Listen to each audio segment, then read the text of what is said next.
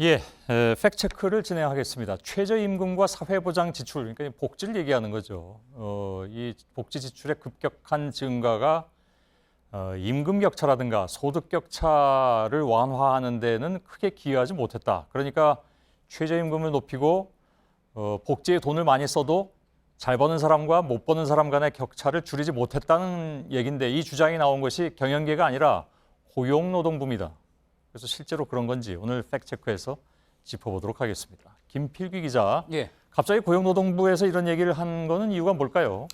예, OECD 통계를 가지고 이제 각국의 실질 최저임금이 2001년에 비해서 2014년까지 얼마나 올랐나 봤습니다. 그랬더니 한국이 지금 보시는 것처럼 73%로 가장 가파르게 증가했고요.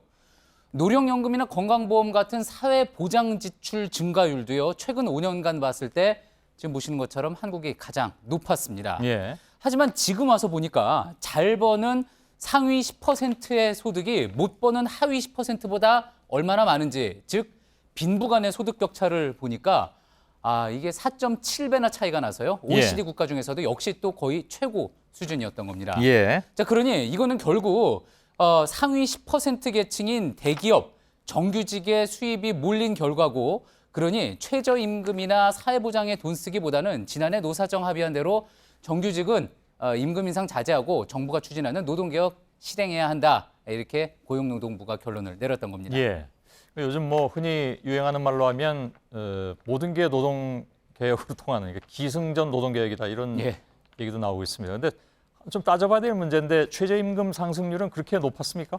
예, 숫자상으로 보면은 맞습니다. 그런데 무조건 비교하기 전에 생각해 보아야 할 두 가지 중요한 점이 있는데요. 예. 바로 첫째가 경제 성장률입니다. 예. 2000년부터 보면은요, 한국은 지금 보시는 것처럼 한국이 위고 이제 OECD 평균이 미친데 줄곧 OECD 국가들보다 더 많이 성장을 했고요. 따라서 최저임금도 덩달아 더 많이 오를 수밖에 없었다는 거죠. 예. 여기에 두 번째 감안해야 할 부분은 바로 이겁니다. 들어보시죠.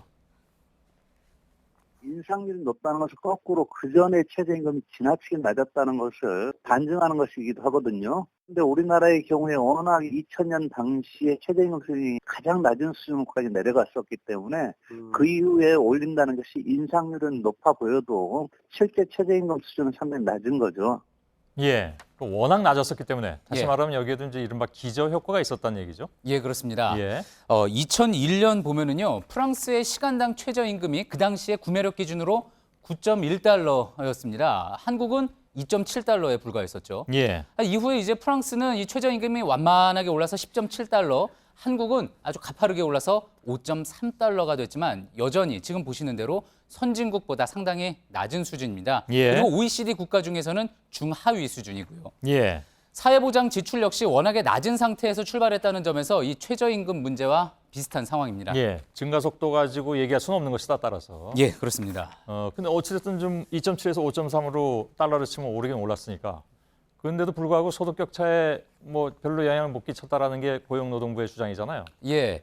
근데 이제 앞서 그 주장을 펼칠 때 고용노동부가 근거로 했던 게 하위 10%가 속하는 저소득 가구와 상위 10% 소득을 비교해가지고 그래서 결국 최저임금의 소득 격차 개선에 기여하지 못했다, 이렇게 이야기를 했었죠. 예. 하지만 최저임금의 효과에 대한 한국노동연구원 논문을 보면은요, 이렇습니다.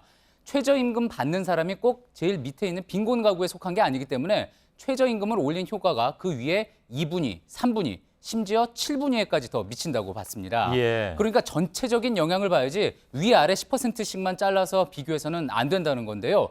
그리고 또 중요한 게 바로 이 부분입니다. 들어보시죠. 예.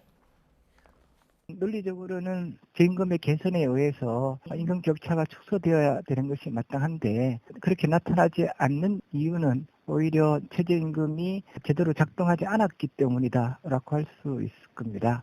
미준수율이죠. 준수하지 않는 기업들이 그만큼 많기 때문이죠. 예. 최저임금이라고 정해봤자 예. 기업들이 지키지 않는 경우가 워낙 많으니까 그래서 결국은 효과가 나타날 수가 없었다, 이런 주장이잖아요. 그렇습니다. 예. 실제로 이제 4년 전 최저임금도 받지 못하는 노동자가 얼마였나 봤더니 전체의 9.6%였습니다. 예. 그랬던 게 이제 계속 늘어서 200만 명을 넘어서서요. 2014년에는 12%나 됐습니다. 예. 그러니 정부 입장에서는 최저임금 올려봤자 소용없다라고 할 게 아니라 오히려 그 효과를 내지 못한 책임을 져야 하는 대목인데요.